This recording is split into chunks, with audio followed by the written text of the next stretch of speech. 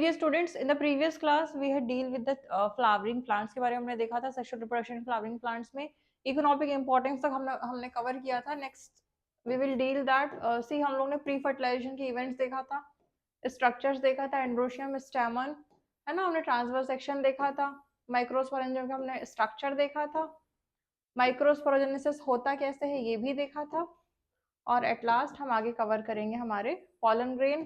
ठीक, pollen grain के हमने फॉर्मेशन देखा था वेजिटेटिव सेल, जनरेटिव सेल्स और इकोनॉमिक इंपॉर्टेंस हमने यहाँ तक कवर किया था।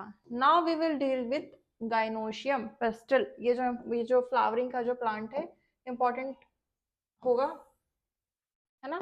आपको पता रहना चाहिए कि चीजें क्या है क्या नहीं। नाउ सी तो गाइनोशियम दैट इज पेस्टल वाले पोर्शन को हम क्या बोलते हैं? Gynoecium, it represent the female reproductive part of the flower. What it mean? जो फ्लावर का जो फीमेल रिप्रोडक्टिव पार्ट होगा वो क्या होगा? गाइनोशियम। और what it may consist of single pestil. अगर सिंगल पेस्टिल है that is known as what? Monocarpellary. लेकिन अगर एक से ज्यादा पेस्टिल है तो हम इसे बोलेंगे मल्टी कार्पलरी। ये आपको पता होना चाहिए। अगर हम मल्टी कार्पलरी की बात करें तो मल्टी कार्पलरी में पेस्टिल जो रहते हैं फ्यूज रहते हैं, मीन्स एक दूसरे के साथ अटैच रहेंगे, समथिंग लाइक दैट। ठीक, लेकिन अगर फ्री रहे तो हम इसको बोलेंगे एपोकार्पस। एपोकार्पस मीन्स ये जो ओवरी से एक दूसरे के बिल्कुल अटैच नहीं होगी। समझ में आई बात? This is what syncarpous and apocarpous, ये आपको याद रहना चाहिए। नाउ सी अगर हम एक बात करें हिबिस्कस के पिस्टिल की, ठीक, दूसरी बात करें multi multi carpellary syncarpous pistils Papaver का एग्जांपल आपको याद रखना है, पेपर में आता है। मल्टी कार्पलरी की बात करें एपोकार्पस, ये होगी गाइनोशियम ऑफ माइशेला की, और हम बात करते हैं। नाउ सी हर एक पिस्टिल में 3 पार्ट होंगे। वो पिस्टिल में कैसे 3 पार्ट कवर होंगे? Stigma, style and ovary. ये जो स्टिग्मा होगा एक लैंडिंग प्लेटफॉर्म होगा किसका? पॉलन ग्रेन्स का। स्टाइल इलोंगेटेड होगा, स्लेंडर होगा, और स्टिग्मा के बेनेथ में ये होगा कौन? आपका स्टाइल। लेकिन अगर हम ओवरी की बात करें तो बेसल बल्ज पार्ट होगा किसका? पिस्टिल का। जो नीचे वाला जो ओवरी का पोर्शन जो बेसल बल्ज वाला, दैट इज व्हाट? ओवरी। अगर हम ओवरी के अंदर बात करें तो एक ओवेरियन कैविटी होगी, ओवेरियन कैविटी जहां पे प्लेसेंटा लोकेटेड होगा, और वहीं से प्लेसेंटा ही ओव्यूल्स को फॉर्म करेगा, दैट इज हम बोलेंगे megasporangium. Now the number of ovules in ovary may be 1, wheat, paddy, mango etcetera, इन सब में अलग अलग रहते हैं। व्हीट मैंगो में अगर सीड देखे तो सिंगल मैंगो का सीड रहता है ना। पपाया, वाटरमेलन, ऑर्किड्स, इन सब में पपाया में देखो बहुत सारे सीड्स रहते हैं, वाटरमेलन में बहुत सारे सीड्स रहते हैं। तो this are the different types of ovules present in the fruits. Now see the structure. ये स्ट्रक्चर को पता होना चाहिए।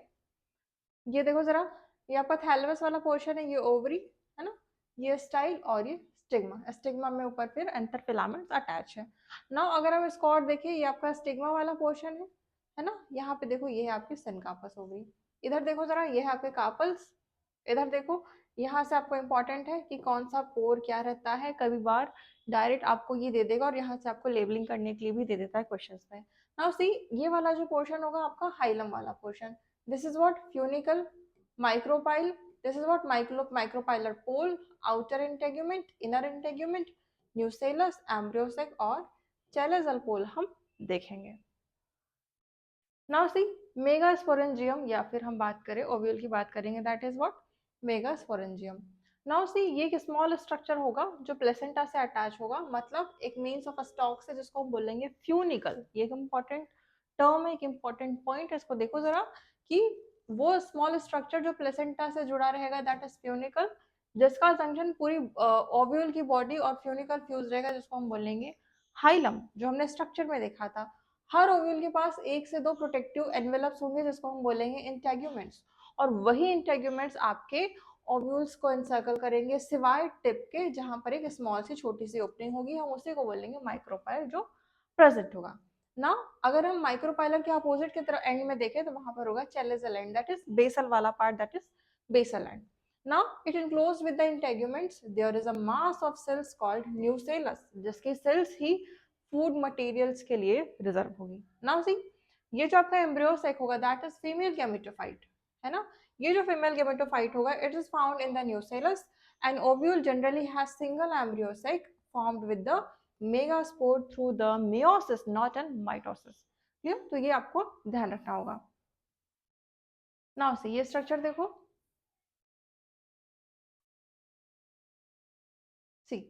ये आपका एक माइक्रोपाइलर एंड होगा जिसमें न्यूसेलस और मेगास्पोर मदर सेल है।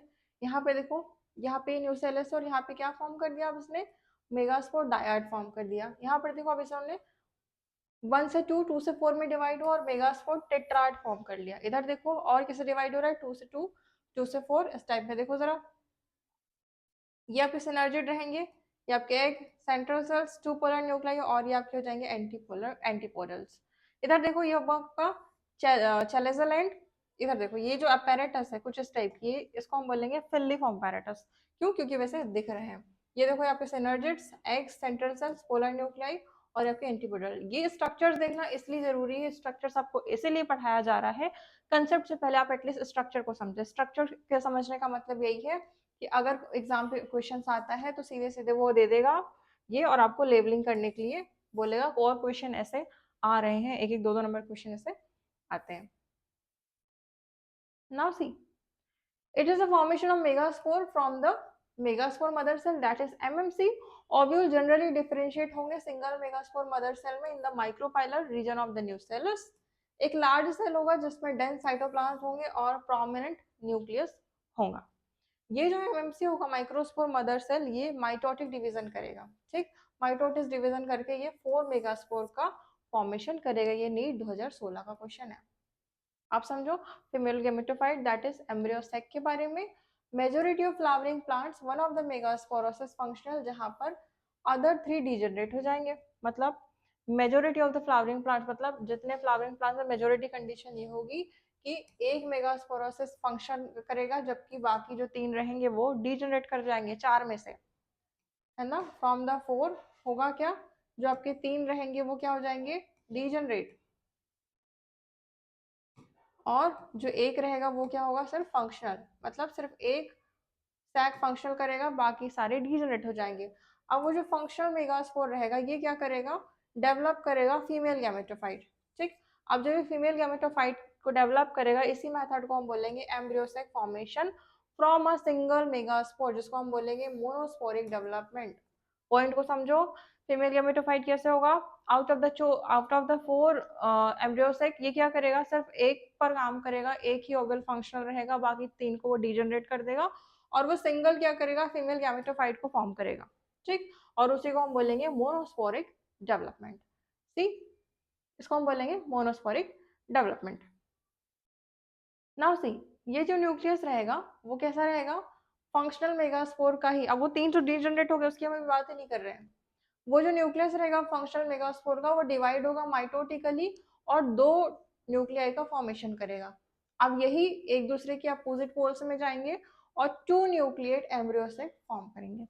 ठीक, अब ये जो न्यूक्लियाई रहेगा अगेन डिवाइड होगा 2 टाइम्स और क्या फॉर्म करेगा, 4 न्यूक्लिएट, एंड बाद में फिर 8 न्यूक्लिएट स्टेज में वो एम्ब्रियो सेक के आएगा। ठीक, यही डिवीजन स्ट्रिक्टली प्री न्यूक्लियर होते हैं, दैट इज जो न्यूक्लियर डिवीजन रहेंगे ये फॉलो नहीं करेंगे immediate by the cell wall formation, तुरंत ही ऐसा नहीं करेंगे। बट 8 जब ये 8 न्यूक्लियर स्टेज में आ जाते हैं उसके बाद cell walls are laid down leading to the organization of the typical female gametophyte or embryo sac. ये जो रहेगा, the six of the 8 nuclei are surrounded by the cell walls और organized हो जाएंगे into cells में। remaining जो 2 nuclei बचेंगे that is polar nuclei, ये क्या रहेंगे, ये egg apparatus के नीचे situated रहेंगे by the large central cell. Clear? अब देखो सेल वॉल्स का डिस्ट्रीब्यूशन है होता कैसे एम्ब्रियोसेक में। एम्ब्रियोसेक पढ़ लिया, फीमेल एम्ब्रियोसेक कैसे फॉर्म होता है वो भी देख लिया। अब ये समझो कि distribution of the cells within the embryo sac. एक टिपिकल मैच्योर एम्ब्रियोसेक जनरली रहता है, जो मैच्योर एम्ब्रियोसेक होगा वो जनरली होगा 7 celled and 8 nucleate. Very important, 7 celled and 8 nucleate.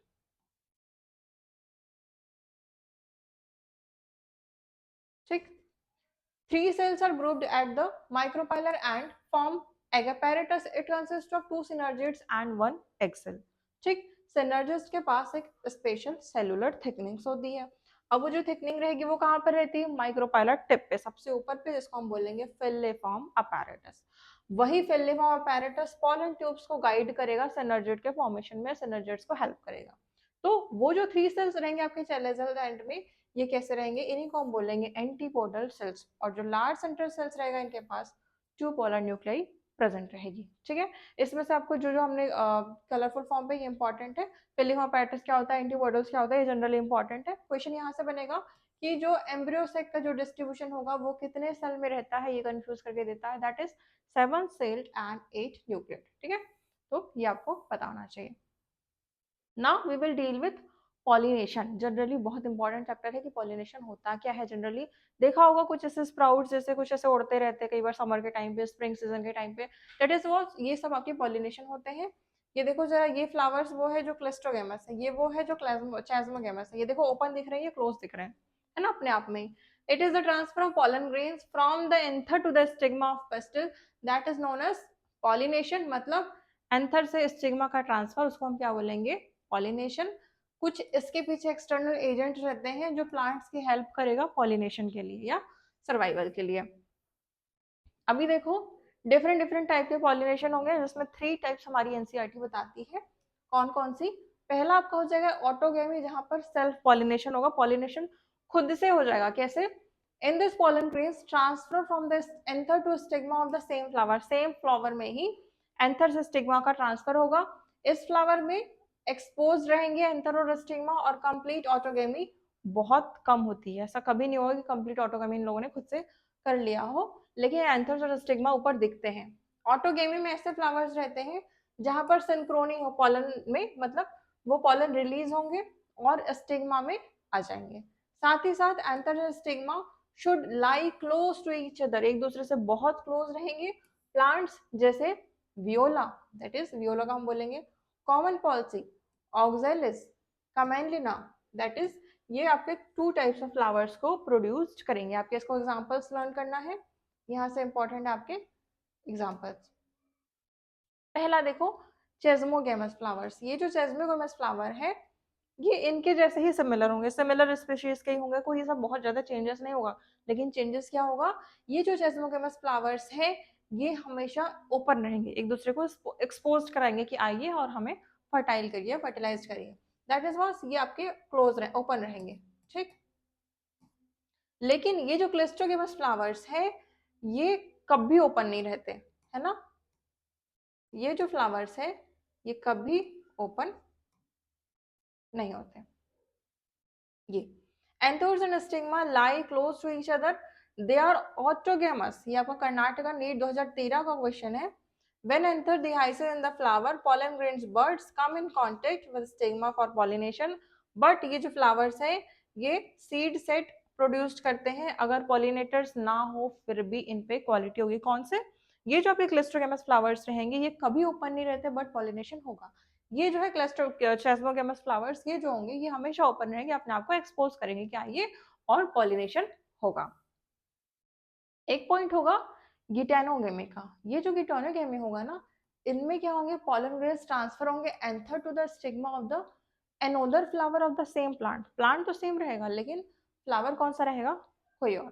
ठीक, फंक्शनली क्रॉस पॉलिनेशन होगा, इन्वॉल्विंग अ पॉलिनेटिंग एजेंट होगा, but it is general genetically similar to autogamy, autogamy की तरह ही होगा, but since the pollen grains come from the same plant की वजह से आ रहा है इसलिए जेनेटिकली सेम होगा। क्लियर, ये आपका AIPMT 2014 का क्वेश्चन है। अब देखो जियोगेमी क्या होता है। इसमें जो पॉलन ग्रेन्स रहेंगे ट्रांसफर होंगे anther to stigma of a different plant, इसीलिए इसको बोलेंगे cross pollination. It brings genetically different pollen grains to the stigma. ठीक है, कई बार देखते हो वैरायटी के फ्लावर्स देखते हो, कुछ शेड्स वाले कलरफुल फ्लावर्स, बहुत डिफरेंट डिफरेंट अनएक्सपेक्टेड जो कलर फॉर्मेशन होता है, this is what due to the cross pollination. Clear, now see इसमें एजेंट्स कौन कौन से होंगे, they are the agents of the pollination. एक होंगे आपके एबायोटिक एजेंट्स जो वाइंड और वाटर पे रहेंगे, मतलब हवा और पानी के लिए। पॉलिनेटेड बाय विंड, अगर हवा के थ्रू पॉलिनेशन हो रहा है हम उसे बोलेंगे anemophily, most common abiotic agent रहेगा, सबसे common. Wind pollinators flowers have single ovule in each ovary and numerous flowers packed in an inflorescence, बहुत सारे फ्लावर्स एक ही बर्ड्स में आएंगे। कॉर्न कॉब की अगर बात करें, the tassels are the stigma and style which wave in the wind to trap, pollen grains को ट्रैप करने के लिए होंगे। और यही wind pollination is quite common in the grasses. That is AIPMT 2011 का क्वेश्चन है। ये देखो, ये आपके फ्लावर्स है और देखो ये ऐसे बिल्कुल नीचे जमीन पे आते हैं और पॉलिनेशन होता है। अब इफेक्टिव पॉलिनेशन के कुछ वेज दिया है हमारी एनसीईआरटी ने। ये जो फ्लावर रहेंगे enormous amount of pollens produce करेंगे। pollen grains are light and non-sticky so that they can be transported in wind currents. They often possess well-exposed stamens for easy dispersion of pollens into the wind currents. Large feathery stigma to trap air borne pollen grains. ठीक, ये देखो जरा, wind water के through pollination कैसे होगा? Pollinated by water hydrophily. It is quite rare, it is limited to about 30 genera, mostly monocotyledon से होंगे। For example vallisneria, hydrilla that is fresh water में रहेगा, जूस्टेरा मराइन सी ग्रासेस की ये बात कर रहा है। ये देखो जरा, ये मेल फ्लावर है और ये फीमेल फ्लावर है, कुछ इस तरीके से ये ऐसा पॉलिनेशन होगा यहाँ पे फीमेल फ्लावर्स में। ठीक है, देखो जरा, water is a regular mode of transport for the male gametes. एक वाटर ही वो है अमंग द लोअर प्लांट्स। तो छोटे छोटे प्लांट्स रहते हैं ना मेल के लिए, तो छोटे छोटे प्लांट्स में जनरली ये मेल गैमेट्स के थ्रू ही होता है। It is believe that particularly for some bryophytes and pteridophytes that the distribution is limited because of the need of water for the transport of female male gamete and fertilisation. मतलब water का environment जरूरी है इन छोटे छोटे जो बहुत जो नीचे लेवल्स में जो वो रहते हैं ना प्लांट्स, उनके लिए ये होगा। वेलिस्नेरिया की बात करें तो वेलिस्नेरिया में जो फीमेल फ्लावर रहेगा वो हाँ सरफेस में जाएगा वाटर के लॉन्ग स्टॉक की तरह मेल फ्लावर्स में, और पॉलन ग्रेन्स रिलीज करेगा सरफेस ऑफ वाटर में। They are carried by water currents and reach the female flowers. तो वाटर करेंट्स के थ्रू वो कैरी करेगा, लेके जाएगा और फिर फीमेल फ्लावर में रीच करके वो पॉलिनेशन करेगा। सी ग्रासेस में जो फीमेल फ्लावर्स रहते हैं वो सबमर्ज्ड रहेंगे वाटर में, लेकिन pollen grains are long and ribbon like. They are carried inside the water and reach the stigma. अब ये जो pollen grain रहेंगे, most of the water pollinated species have a mucilaginous covering to protect from wetting.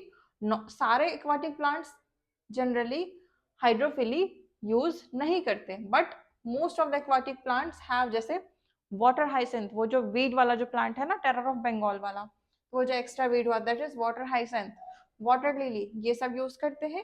ये flowers आपके water के level पे emerge होंगे for the entomophily और एनिमोफिली। नीट 2020 का क्वेश्चन है। इधर देखो जरा, wind and water pollinated flowers are not very colourful and do not produce nectar. क्यों? क्योंकि बहुत ज्यादा कलरफुल भी नहीं होते तो नेक्टर प्रोड्यूस नहीं करते हैं। एक होगा आपका बायोटिक एजेंट्स। ये जो बायोटिक एजेंट्स होंगे इनको समझो जरा।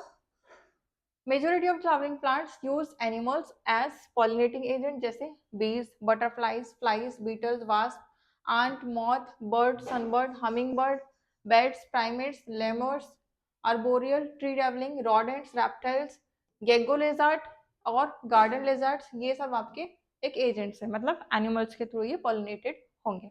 पॉलिनेटेड बाय इंसेक्ट, उसको हम बोलेंगे एंटोमोफिली। पर्टिकुलर बीज ये बहुत कॉमन है, जनरली इंसेक्ट के थ्रू पॉलिनेशन होता है ना। Often flowers of animal pollinated plants are specifically adopted for the particular species of animal. Clear? ये जो फीचर्स है पॉलिनेशन के ये हम नेक्स्ट क्लास में देखेंगे। फिलहाल यहाँ पे हम कंप्लीट करते हैं। Wishing all the best, good luck.